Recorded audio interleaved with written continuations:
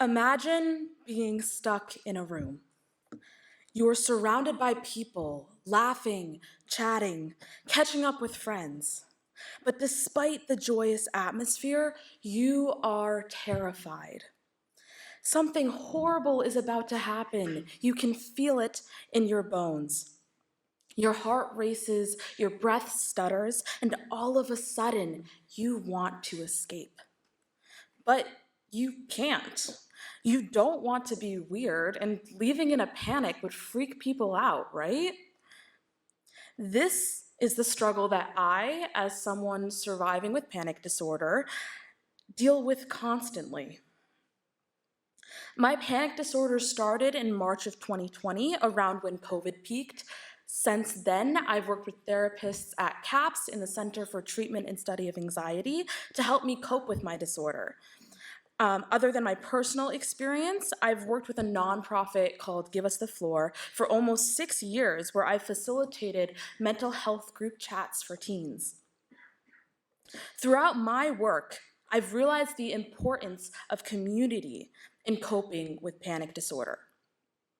With Give Us the Floor, I've noticed that when a teen admits to having a panic attack in one of our chats, 2 or 3 other group members will step in to help. They'll ask them, "How are you doing?" They'll walk them through calming exercises, and they'll help them to breathe through it. Even with myself, I found that it's much easier to go to an event if I know somebody else who's aware of my disorder will also be there. Therefore, my goal here today is not only to raise awareness for panic disorder, but to also tell you 2 simple ways that you can help. First, be present. A natural instinct during panic attacks is to maintain composure, to avoid making anyone uncomfortable. This pressure to maintain a sense of normality can only worsen a panic attack. Fortunately, there's an easy way you can alleviate this stress by letting them know that it's okay for them to have a panic attack around you.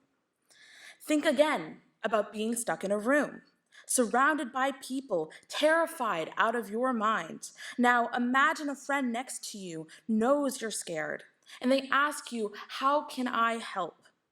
You aren't alone. Second, be patient. Panic attacks take time. Rushing them can make symptoms worse and add fuel to that fire. If someone you know is suffering through one, give them that time. Ask what they need. Sit beside them for a while if they request it. Know that your willingness to wait is invaluable. But most of all, listen to them. Help them how they want to be helped. At the end of the day, it doesn't take much, but it makes an enormous difference in the lives of those surviving with panic disorder. Thank you.